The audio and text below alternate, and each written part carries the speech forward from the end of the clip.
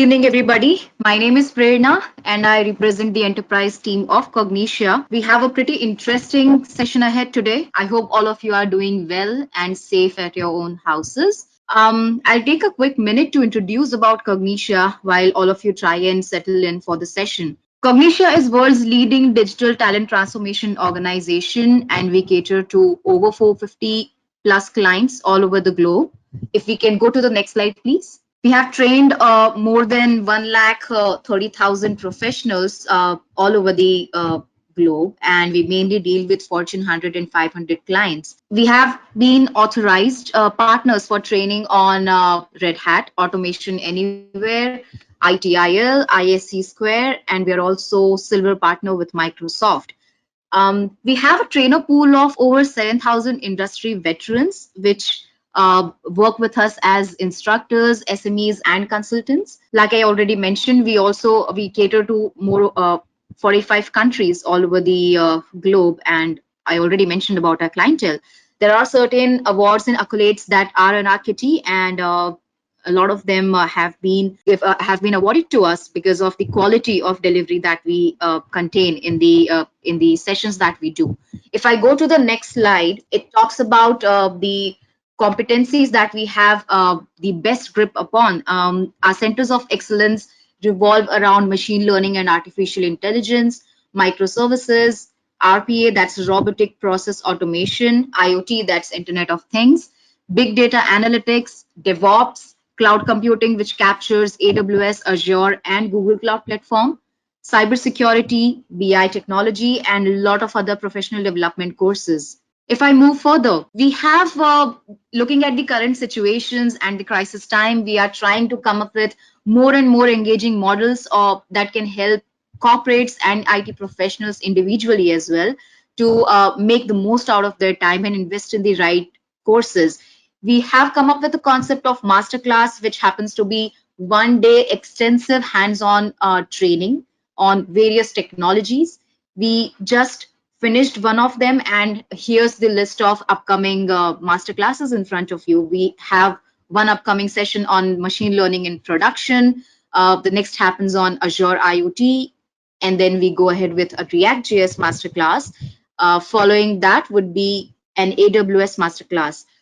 Please note that all the instructors for these sessions are industry veterans and very senior folks in the IT industry. These are certain masterclasses that we are coming up with, while there would be more, of course, and we'll keep you posted about that.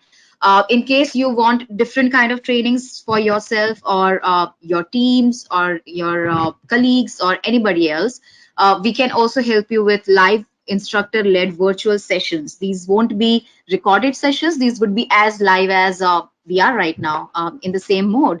So you can avail sessions on data science and machine learning, AWS, Azure, Python, Spring Boot and microservices, and ITIL V4 Foundation. This was in a nutshell about what we can do for you. There's many more things that are going to be, catered to your requirements if there is any. We have been highlighting a lot about the advantages of e-learning these days because that's the only way ahead. We are not sure when the tough times would really end. And that's the reason there's a lot of promotion that has been happening for e-learning. It's definitely easier for the team, the corporates to track and report the overall the way it has been taken up with the session with the people.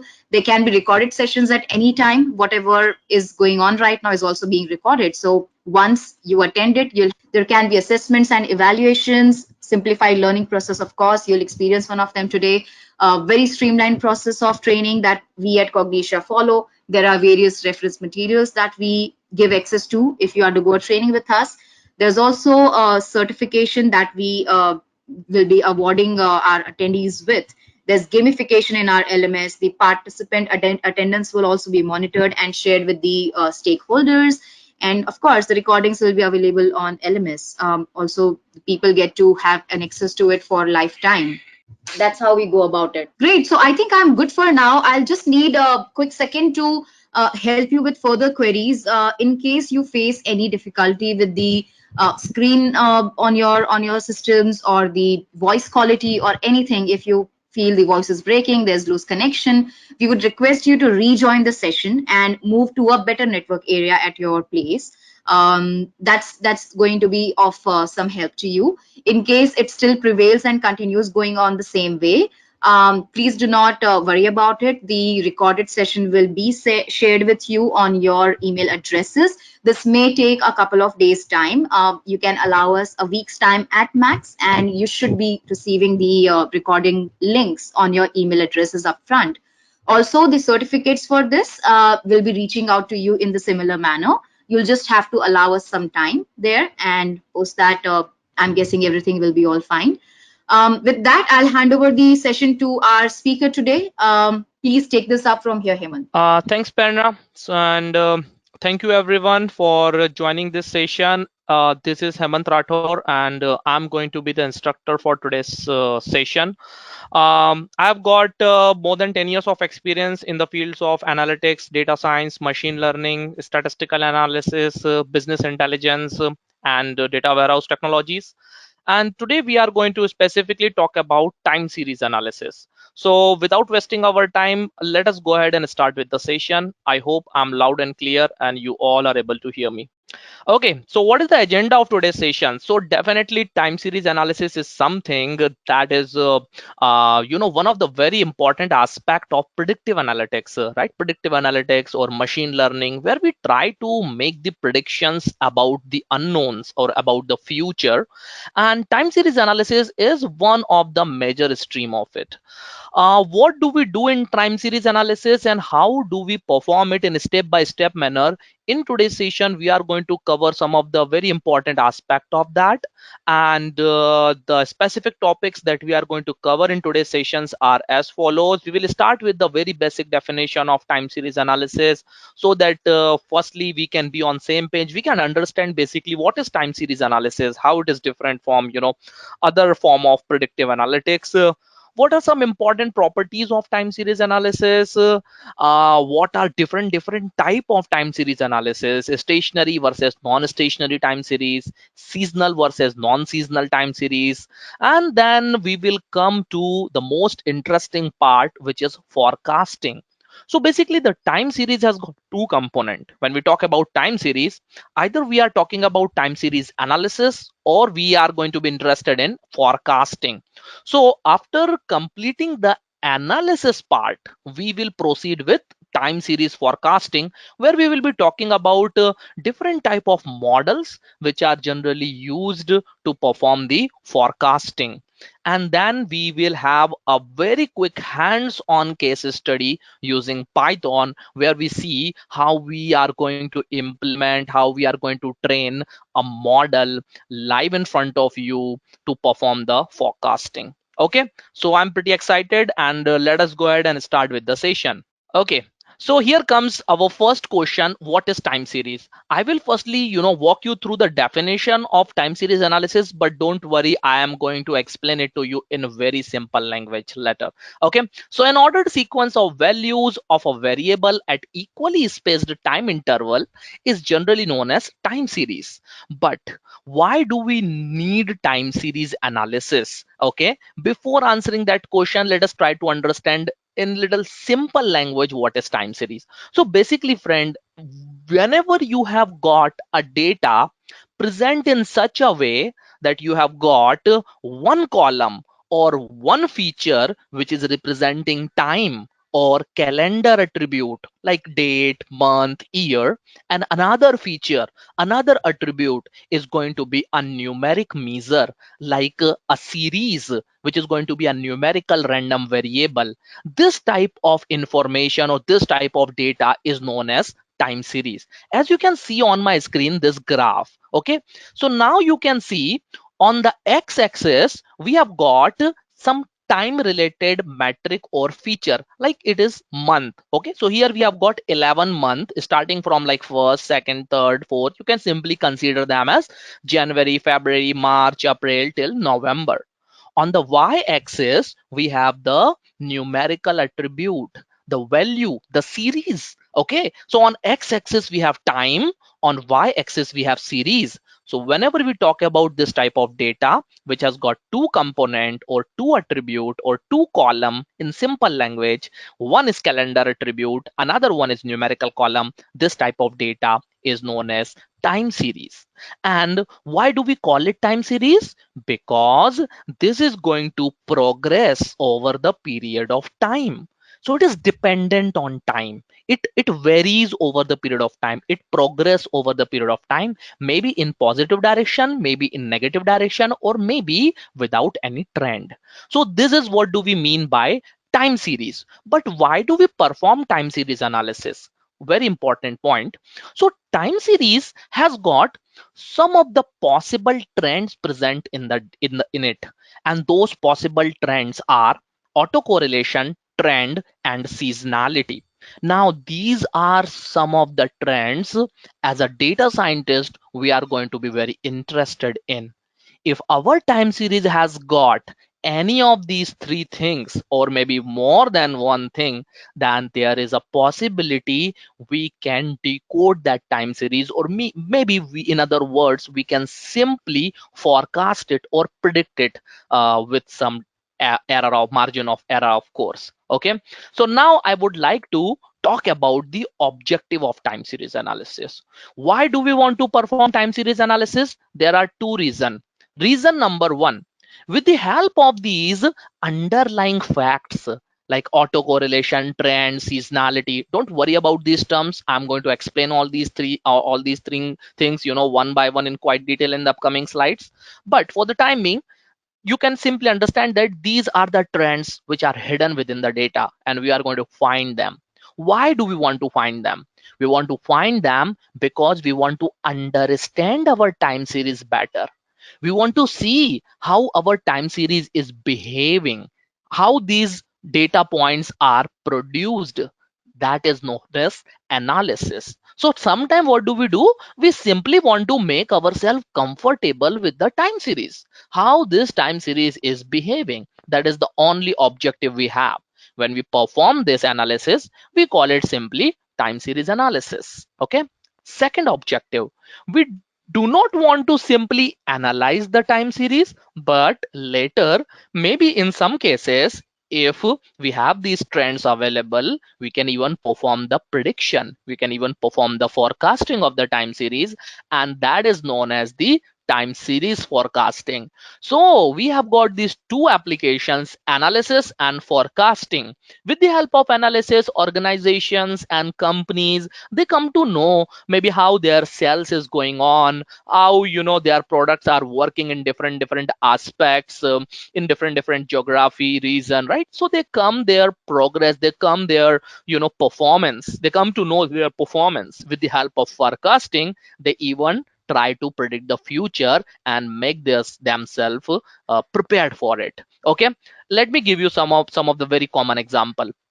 Economic forecasting. Okay, how would be the GDP growth, how would be the economy over the period of time for next 3 months, 6 months, 1 year, right?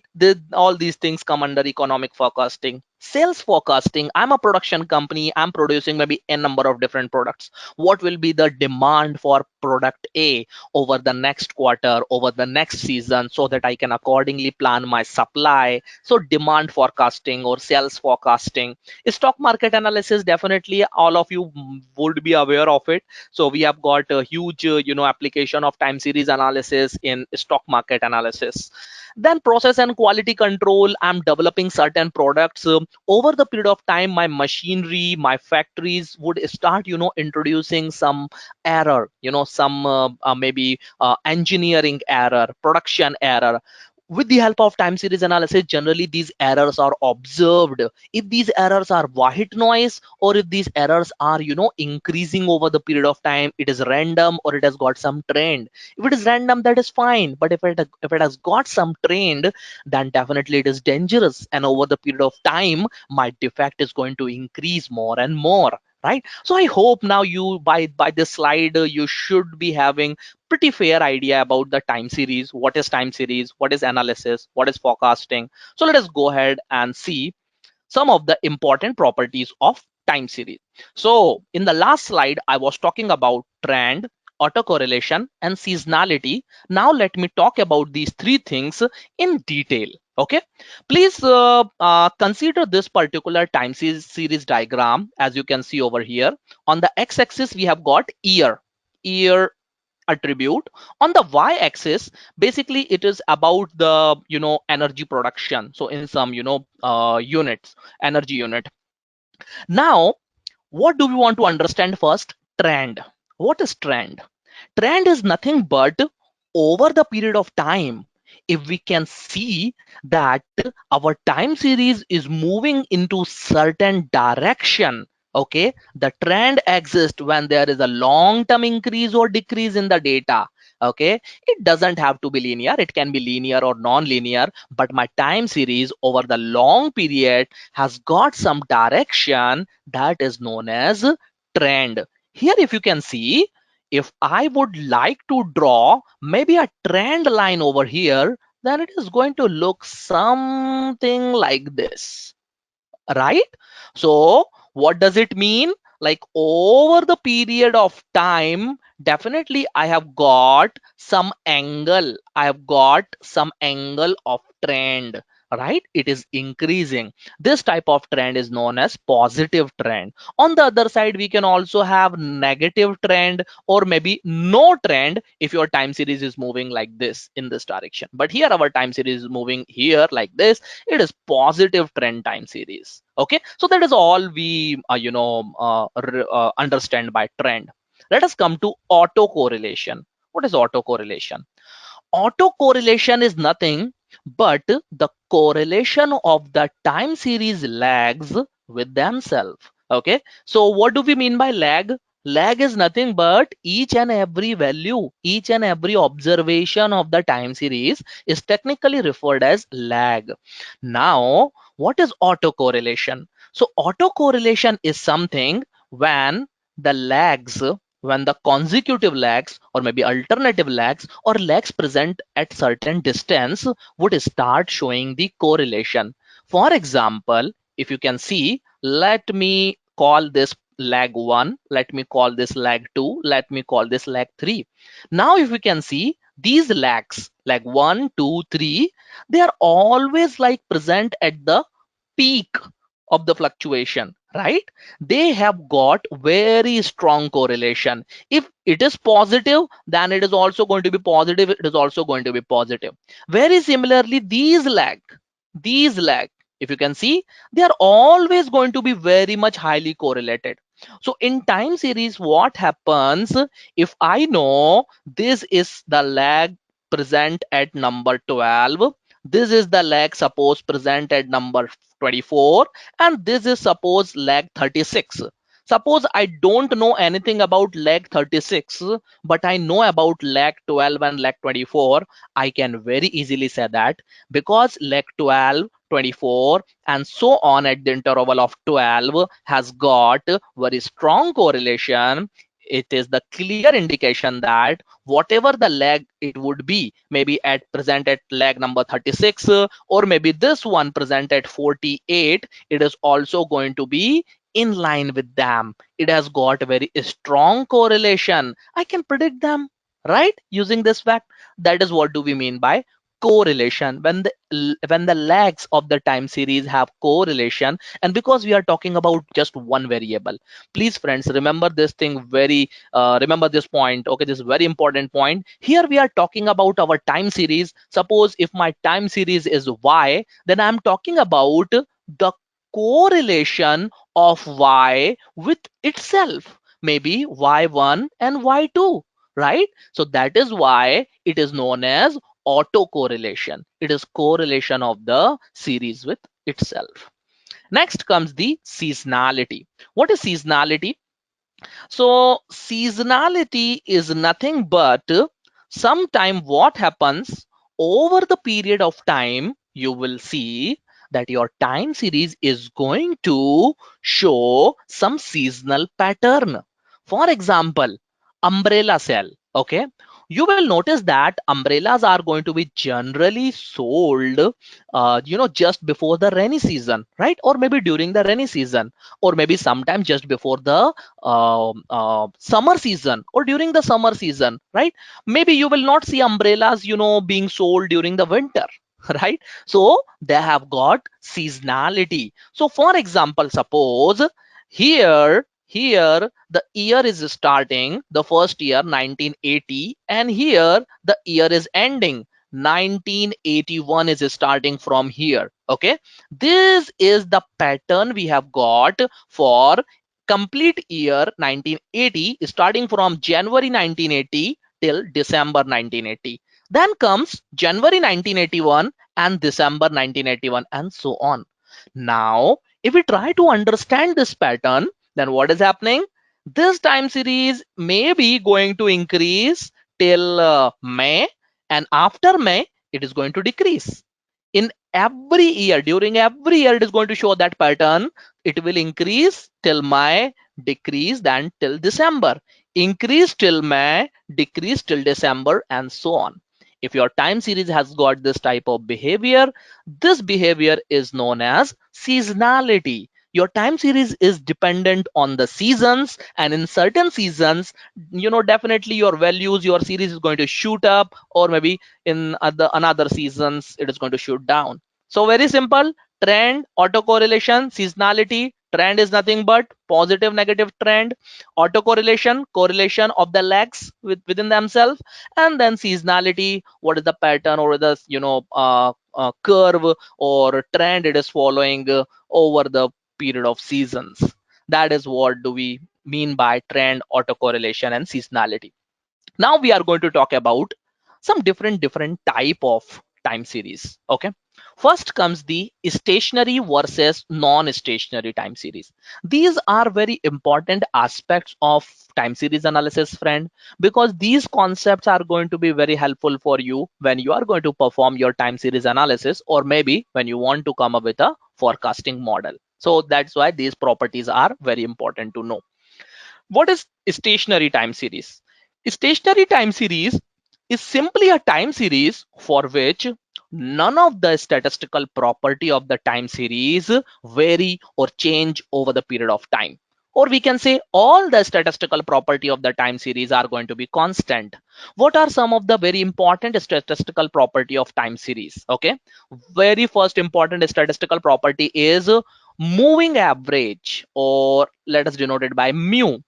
Then the variance or standard deviation of time series, or autocorrelation. Okay, let us call this AC. So these are some of the very important properties, and if all these three properties are constant for any time series, we say that a time series or the given time series is a stationary time series. Let us understand all these three one by one. Okay, this is my time series. Let me break my time scale in different segments. Okay, in this segment, if I try to calculate my mean or the moving average, my moving average is going to be somewhere here, let us say 380, right, somewhere below 400. Okay, again in this segment, if I try to calculate, it is going to maybe somewhere 385. In this segment, maybe somewhere 381. Somewhere in this segment, again somewhere around 380 only. So over the period of time, my average is not changing, my mean is not changing. So my mean is, my mu is constant. Okay, what is the standard deviation?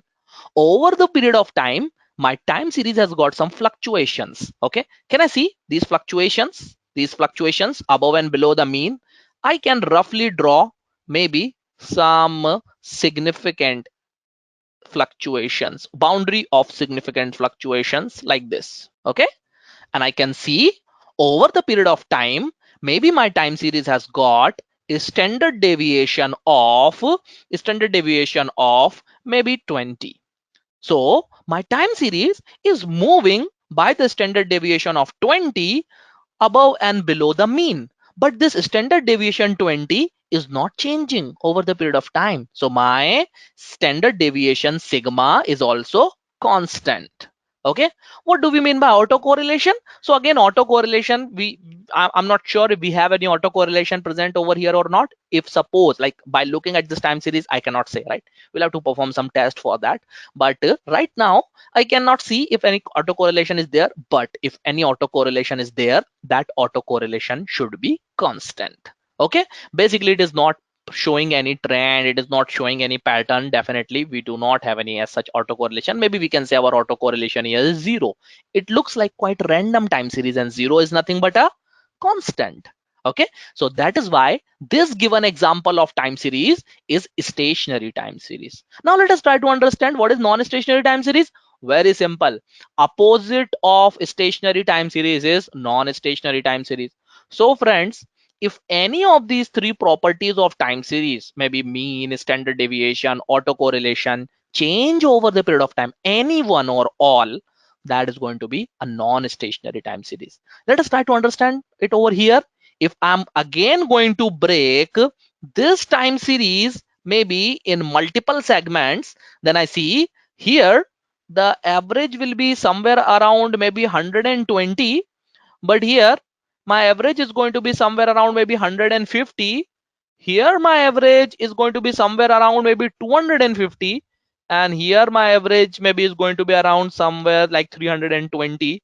So over the period of time, my time series has got varying or increasing average or increasing moving average. Okay, it means that mu or my mean is not constant. If you talk about the fluctuation, then if you can see, initially the fluctuations are very small, but over the period of time we can see how fluctuations are increasing in both the directions. It means our sigma is also not constant. And I'm not sure about autocorrelation at this point in time, but it seems we have pretty much a strong autocorrelation. Not sure if autocorrelation is increasing or not. But if any one or more than one properties are not constant, it means the time series is non-stationary. So this type of time series are non-stationary time series. Okay, let us move further. Another classification of time series is seasonal versus non-seasonal time series. So yes, we have talked about seasonality, so now I think you should be able to correlate it very well. Okay, so what is seasonality? If you have got any seasonal pattern present in your time series. Now if you can see here, I have got this time series. In this time series, like year is starting from here and is ending over here. Now during this year, maybe this time series is increasing like this and slight decrease and ending over here. Then again in the next year we have got sharp increase in the beginning of the year itself, sharp decrease, then again sharp increase, very sharp increase, right? And then in the starting of the year itself we have decrease and then increase. We do not see any sort of seasonal pattern over here, right? But if we talk about this particular series, yes, here year is starting from here, ending here, starting here, ending here, we have got the same pattern.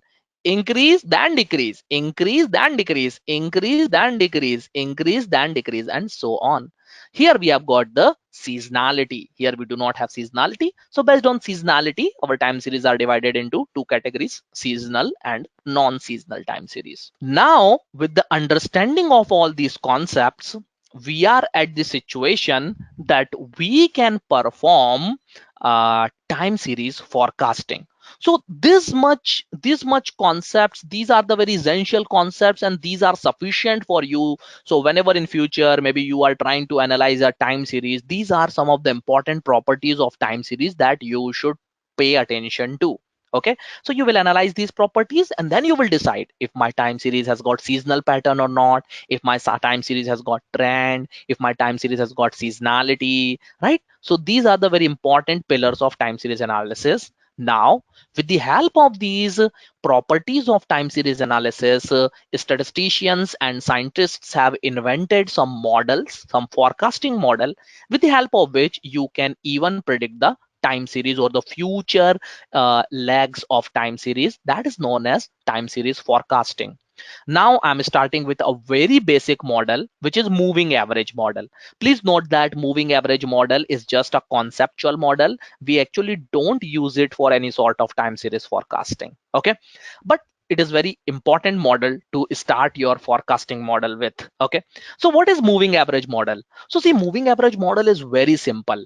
Suppose if I'm going to ask you a question, what is going to be the price of 1 kg tomato tomorrow? How will you answer this question?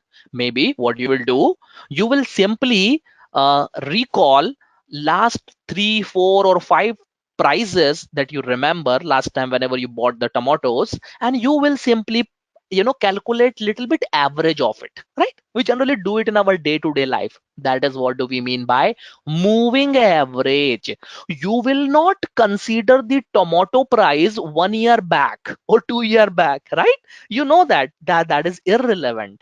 You will consider only most recent prices of tomatoes in the past, and based on that you will make the prediction for future just by doing the average. Okay, you are not considering the trend, you are not considering the positive or negative fluctuation. Please remember that. You simple do the average. So basically friend, if you have got a time series with maybe like ample m number of observation in the past, if you want to predict the future price of your time series at time t plus 1, you will simply consider last m observation. So maybe you can have more than m observation. You can have 1,000 observations from past, you can have 10,000 observations from past. You will take very limited number of observations, maybe 3 5 or 10, and using those limited observation you will calculate average, and that average we call as moving average. That is going to be a good representative of maybe your future value, but it is not used as a forecasting model, it is a conceptual model. Now we have some better forecasting model available. Okay, starting with the next one, single exponential smoothing or exponential smoothing model. Exponential smoothing models are basically based on the concept of regression. So maybe some of you who have got little understanding of machine learning, like supervised and unsupervised approach, you must have worked on regression analysis. Okay, it is a sort of auto regression, and auto regression is one of the very important model that we are going to discuss next. Okay, but it is also indirectly based on the concept of regression, where we determine the future price or we predict the future price of time series at time t plus 1, definitely with the help of previous lags or past lags, but we do it in such a way that we apply a constant alpha, which is known as the smoothing constant. Now we apply this constant alpha in such a way that the first term is associated with only alpha, but the second term is associated with alpha and 1 minus alpha. Then third term, alpha 1 minus alpha square, then alpha and 1 minus alpha cube. What we are doing over here, let us consider this as power 1, and let us consider it as 1 minus alpha power 0, because anything power 0 is 1, right? So I can call it 0. So here we have raise 0, here we have raise 1, here we have 1 minus alpha raise 2, here we have 1 minus alpha raise 3. Whenever you are applying a constant in this way, by raising the by raising the power, that is known as the exponential equation, right? Your curve or your equation or your trend may be going to look something like this. If you are talking about some variable x which is positive, and you are increasing the raise, then it is going to increase like this exponentially. In a very similar way, we apply the exponential smoothing model. The idea here is this 1 minus alpha is going to be a very small number. Very 1 minus alpha is going to be a very small number, less than 1. And due to that reason, what is going to be happen, suppose this quantity is 0.2, when it is going to be multiplied by zero point 0.2, it is going to become like 0.04, right? When it is again going to be multiplied by zero point 0.2, it is going to be like 0.008, right? So what we are doing over here, we are multiplying the historical term with very small numbers, and over the lakhs, over the time, this quantity is going to become narrow down exponentially. So basically the graph of 1 minus alpha, if you will see, that is going to look maybe something like this. Alpha is going to increase like this, decrease like this, and due to that reason, what we are doing, we are indirectly giving more attention or more weightage to the most recent observation and least weightage to the historical observation. That is why it is known as exponential smoothing model. Because we are smoothing the coefficient of the historical lags. This model is known as exponential smoothing, where your future value is definitely going to be determined by the past value, but more importance will be given to more recent value. Okay, and this model is actually used in some cases, but again, this model has got many drawbacks. It doesn't account for seasonality, it doesn't account for trend, so it has got many drawbacks. And then comes one of the very important model of time series analysis and forecasting, and that model is ARIMA model. I hope many of you must have heard about this model earlier. This is known as autoregressive integrated moving average model. Now this is one of the very accurate time series analysis model, very important time series analysis and forecasting model, because this model has got all the properties. This model can be used for the time series where you have trend. This model can be used for the time series where you have seasonality. Okay, and due to that reason, this model is practically very useful. Now this is not just single model. Arima is the combination of three important models. Okay, and basically based on these three models, the final model is produced, that which is called as Arima. Let us try to understand all these foundation models one by one. First one is the autoregressive model. Autoregressive model is nothing but very similar to exponential smoothing model we just discussed, but the only difference here is in the exponential smoothing model, the coefficient 1 minus alpha will be replaced by, or 1 minus alpha square, 1 minus alpha cube, that will be replaced by some constant like beta 1, beta 2, beta 3, and so on. And these constants are not having any correlation. These are independent. So it is possible that this has got even bigger value than this. Beta 2 might have bigger value than beta 1 in some cases, and in some cases beta 1 is bigger than beta 2. So it is totally dependent on your time series, in which time series or which time series you are working on, and for which time series which previous term is more important. And friends, those who are aware of the regression concept, don't you think this formula is very much similar to the regression formula, which is generally represented by like y equal to beta 0 plus beta 1 x1 plus beta 2 x2 plus beta 3 x3 and so on? The only difference here is we have got some independent variables here in regression. X1, X2, X3, these are the independent variables or features. These are replaced by the historical term of your time series. So it is regression where y is predicted with the help of x1, x2, x3. So it is called regression. Now here y is predicted with the help of historical value of y itself. So that is why it is known as autoregression or autoregressive model. Okay. Next comes the moving average model. In moving average model, your prediction or next value is actually determined with the help of past q errors or fluctuations in your time series. So basically this model is directly not used in many cases, but it is actually combined with the AR model, and the next model is the ARMM model, which is the combination of these two models. So it is not that much used independently, but along with AR model, MA concept is used. Now, why errors or fluctuations are important? Error and fluctuations are important in order to decide some important external factors which cannot be predicted as a seasonality or as a trend, but can still affect your model. It can still affect your time series. So this type of factors are introduced with the help of MA model.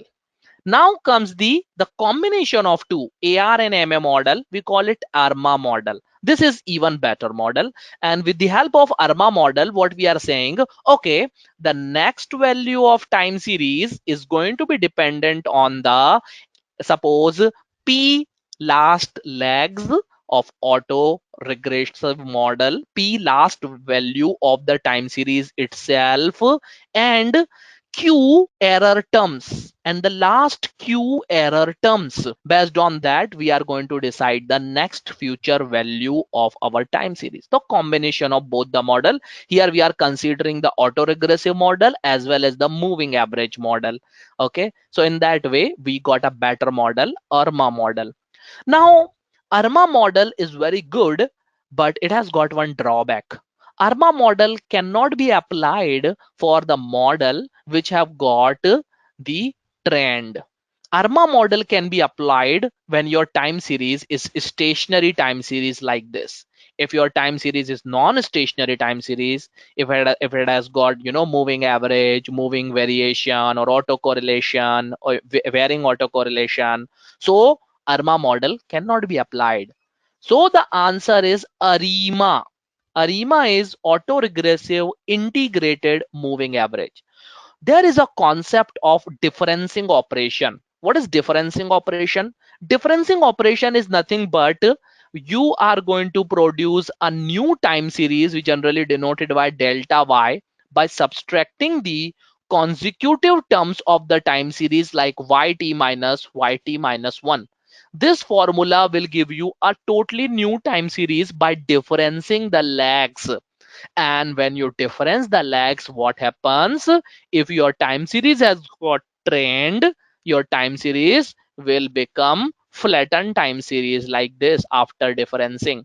So we apply different type of differencing. We apply differencing to flatten the time series. We apply differencing to remove the seasonality, remove the trend. So what do we do, friends? Whenever you have got a time series which is not an stationary time series, firstly you apply the differencing operation, number one, and then you call ARMA model, number two. The combination of differencing and ARMA model is known as ARIMA model. Okay, this I here stands for this differencing operation, and ARMA here for this ARMA model. So these are, some of the forecasting model. And now I think, without wasting our time, what we can do, we can quickly jump to Python, and we can quickly talk about the case study. So we will talk about one case study where we will try to analyze one time series, and then we will also try to implement ARIMA model to make the prediction for that time series. Okay, so that is going to be pretty interesting exercise, and I'm going to switch my window to Spider. So I think some of you might be aware of Spider. Spider is one of the IDE, integrated development environment, which is used for Python programming, and this is very suitable for statistical programming or predictive models. Okay, so I'm using Spider over here, and this is actually going to require you to have a basic understanding of Python. So I'm not going to maybe talk about Python programming over here. I will try my best to introduce some of the basic things about Python over here. If you are totally not comfortable with Python, So basically Python, just like any other programming language, has got different libraries or packages which are used for different type of purpose. Here we are supposed to use some of the important packages. So firstly, what we are going to do, we are going to import all these packages or library. What do we mean by import? So basically import is nothing, I am attaching these libraries to my current session, so that in future whenever I'm going to need these libraries, I can use these libraries. I can use the functions of these libraries, and these functions can be utilized for my time series analysis and forecasting, which is the objective of today's session. Okay, so I'm just attaching all these libraries. Now I have got one time series which is present in a CSV file. It is the industrial production of gas utility in United States. So it is a real time series. It is not a dummy time series or something. Let me show you that time series. So here we have got this data. Maybe I can show you here to understand it better. Okay, so this is the data frame or the data we have got. It has got two columns. As you can see, this is what do we mean by time series. It has got first column, which is time dependent or date column or calendar column, and here we have the second column, which is the actual time series. This is our the continuous variable that we want to predict, that we want to analyze and forecast. So a time series is typically going to follow this structure: a calendar or time dependent attribute and a numerical attribute which is dependent on time. Now what we are going to do over here, firstly we want to analyze this time series. How do we want to how do we analyze the time series?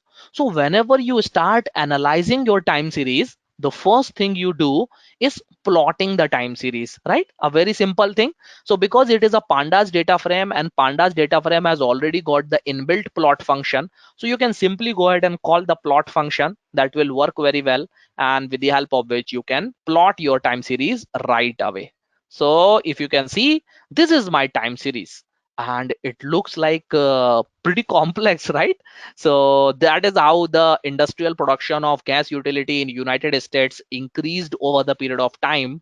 And if you can see, like, this time series is definitely not a stationary time series, right? It is moving, it is increasing over the period of time exponentially. It has got increasing variance.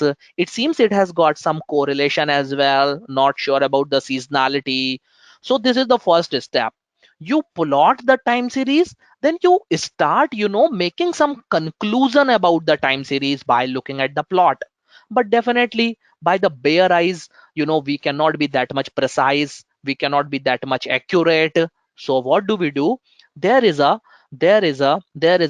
important concept of time series decomposition. Time series decomposition is sort of reverse engineering concept, where we assume that if my time series is not a stationary time series, and my time series has got maybe trend, seasonality, and autocorrelation, then my time series is going to be divided or decomposed in those component very well.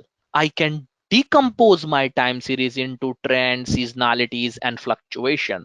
That is the concept behind time series decomposition. If I am able to decompose my time series very well without any problem, it means that yes, we are good. My time series has got these components. If we cannot see any evidence of these components are present, it means that no, my time series is stationary times. So let me show you. Okay, so for this particular purpose, I'm going to utilize the stats model of Python, which is used for the time series decomposition. It has got a very important method, seasonal decompose method.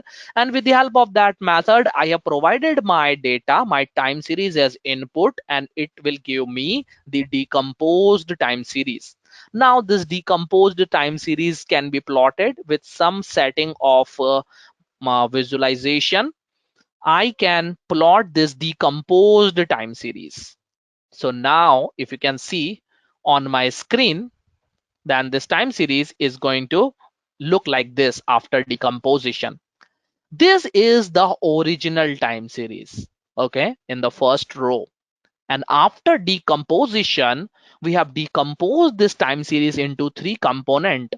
The first component is trend, the second component is seasonal or seasonality, and the third component is the residual, the remaining. So now I can see it very clearly. If I am going to combine or multiply these three things together, I will get my original time series back. That is what do we call as time series decomposition. And now with the help of this time series decomposition, friends, as you can see, it is very easy to make the conclusion. For example, do we have trend present in our time series? Yes, we have trend present in our time series. Do we have seasonality present in our time series? Yes, by looking at the residual we can say yes, we have seasonality present in our time series. Do we have autocorrelation? Yes, for sure we have autocorrelation present in our time series. Okay, so that is how we make conclusion, or we can finalize our conclusion by performing the decomposition of time series. Now I'm going to do what? My analysis is sort of done. For example, I know how my time series look like. My time series has got what different properties, and how these properties maybe can be utilized to make certain decision. So for example, if I would be a person, maybe a business person, concerned about the energy production, so I can analyze this very well. Okay, like our energy production is increasing exponentially over the period of time, but maybe for last couple of years it has got stagnant, right? So if you can see over here, the trend was quite exponential from here to here, but from last 3-4 years it is almost sort of stationary. Okay, and also we have a lot of fluctuations over here. So it means that over the period of year, maybe sometimes our production is very high, sometime our production is very less.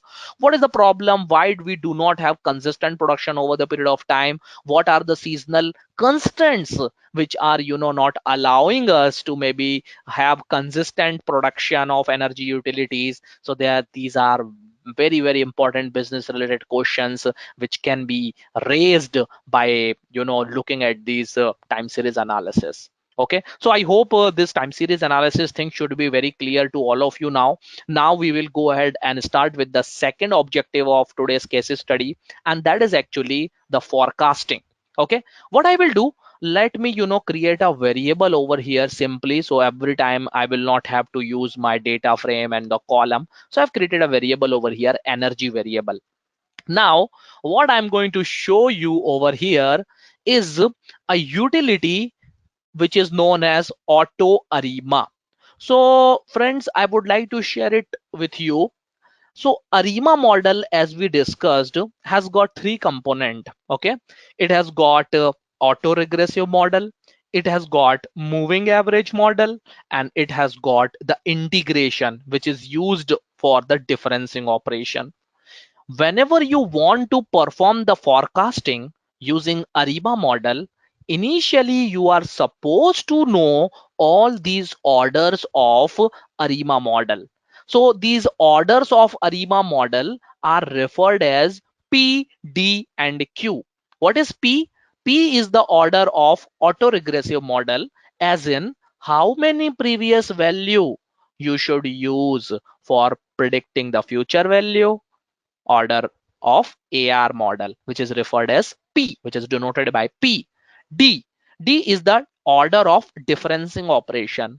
In order to detrend your time series, because your time series has got trend and seasonality. So in order to get rid of trend, in order to get rid of seasonality, what should be the order of differencing operation? By what order you should perform the differencing? It should be one leg differencing, two leg differencing, seasonal differencing. This type of questions are asked in order to decide the value of D. And then the Q value. Q value is the order of MA model. MA model, moving average model, which means how many previous error terms are going to be used to predict the future value. That is order Q.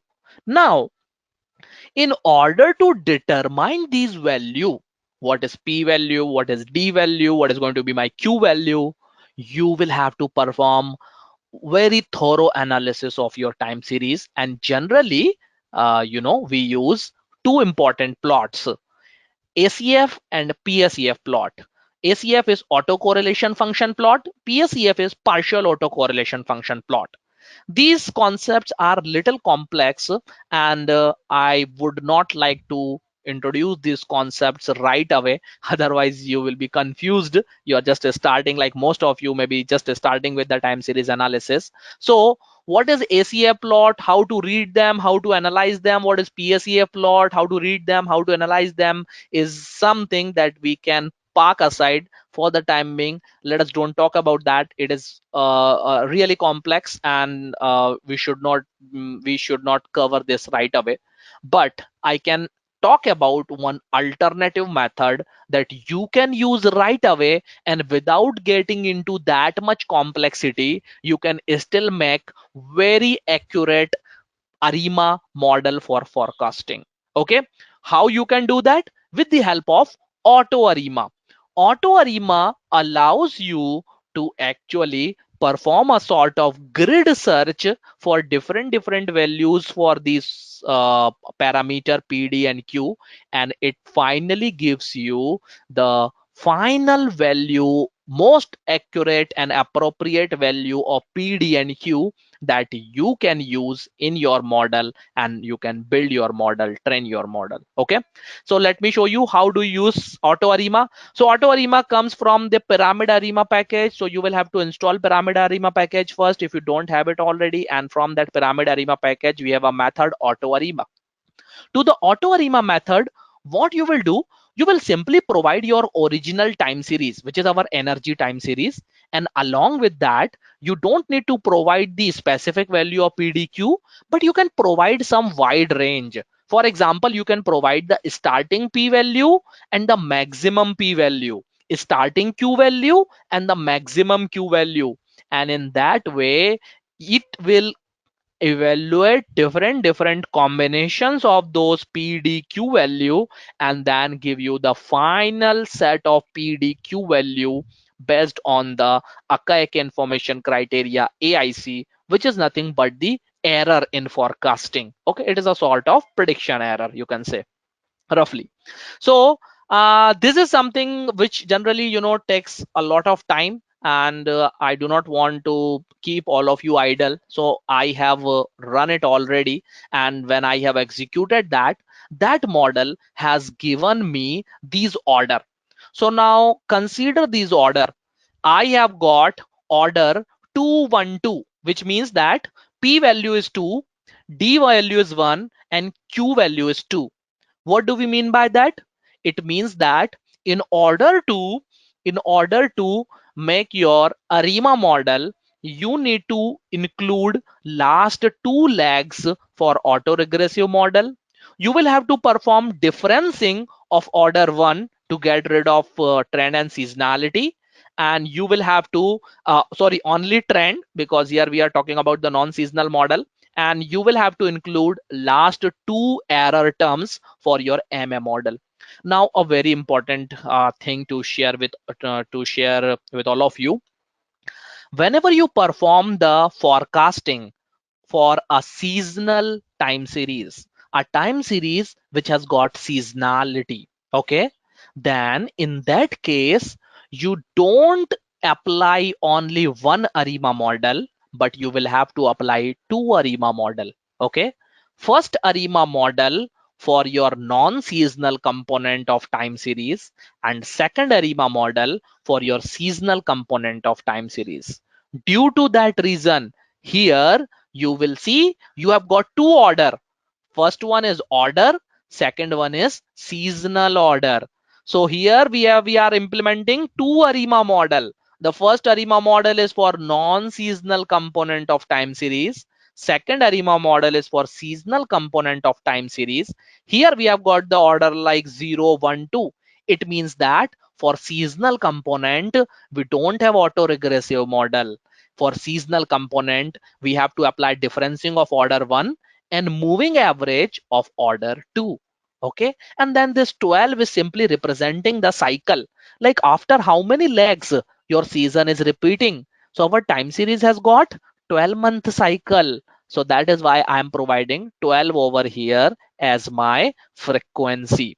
So if I am going to provide these numbers which are returned by my auto ARIMA function, I am going to train my model. Okay, so I have initialized this model. My model has got as ARIMA model. Using ARIMA model, I will now call fit method.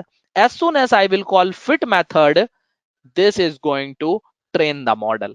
So now if you can see, the model is currently being trained.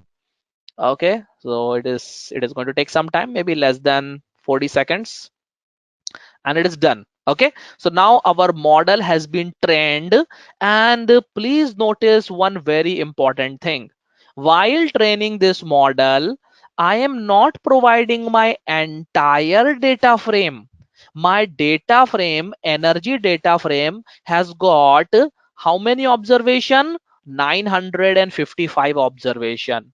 How many observation I am giving while training the model? Only 900 observation. So I am keeping 55 most recent observation for testing purpose. I am not training my model on those, so I am not sharing those 55 observation with my model. Okay, so I have got trained my model with 900 observation, and I have kept the 55 most recent observation for testing, so that I can test my model on those 55 observation, so I can compare the actual value with predicted value. Okay, so once your model is trained, next thing is simply making the prediction. So using your trained model, you can call the method get prediction.